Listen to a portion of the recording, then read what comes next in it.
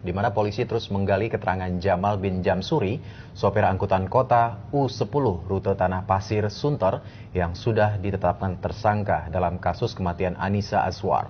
Sementara penyidik Satuan Wilayah Lalu Lintas Jakarta Barat hingga kini belum menemukan unsur tindak pidana dalam kasus kematian Anissa, mahasiswi Universitas Indonesia yang melompat dari angkutan kota beberapa waktu lalu.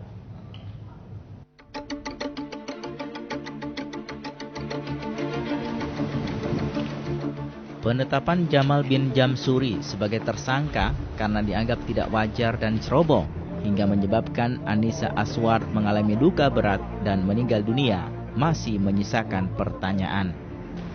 Jamal dijerat dengan pasal 283 junto pasal 310 Undang-Undang Lalu Lintas dan Angkutan Jalan dengan ancaman pidana hukuman 5 tahun penjara.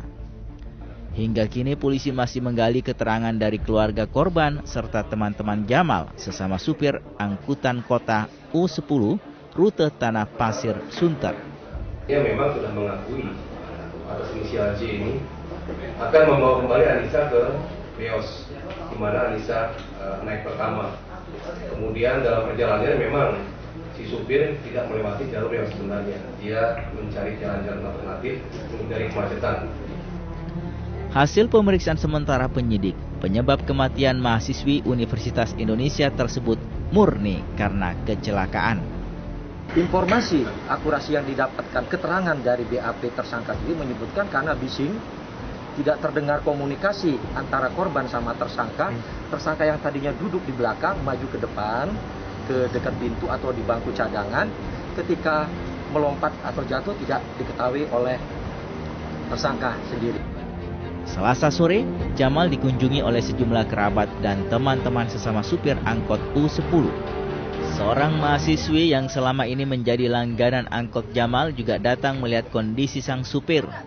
Jamal mengaku tidak memiliki niat jahat di balik aksi nekat Anissa Asward yang melompat dari angkot yang dikemudikannya.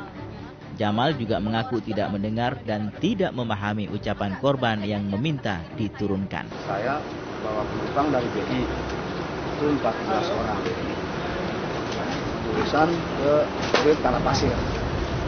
Sudah sampai Tanah Pasir, yang 13 turun, tinggal 1 orang. Saya tanya, Mbak, kok nggak turun? Kata dia, saya mau ke Pademangan. Akhirnya saya kasih jalan sama dia, saya langsung ke Modok. Saya pulangin arah dia, pas dia naik di BI situ. Sekalian saya kasih tahu arah mobilnya naik ke Pademangan. Saya sempat kerja di PIK selama 6 bulan sampai Indakapuk. Secuti kuliah saya kerja di sana di kafe. Kafe itu closing jam 12 malam. Kalau weekend jam 1 malam. Saya bisa sampai rumah jam 2 malam, ya kan? Nah, yang jemput ini dia gitu, percaya. Tiap hari. Iya, tiap hari. Sekarang logikanya Pantai Indakapuk itu pasti sepi, ya. Apalagi larut malam di dalam mobil saya berdua sama Jamal, ya kan? Kalau seandainya dia orang jahat, kalau dia orang jahat saya udah celaka dari dulu. Seperti diketahui, Anissa Asward meninggal dunia setelah beberapa hari sempat dirawat di rumah sakit pasca melompatnya dari angkot U10 yang ditumpanginya 6 Februari silam. Korban melompat dikarenakan khawatir dengan kondisi angkot yang ditumpanginya, mengingat tidak melalui rute yang biasanya. Kejadian ini berlangsung saat Jamal hendak mengantar kembali korban karena salah menaiki angkot. Arofah Supandi dan Muhammad Nur melaporkan dari Jakarta.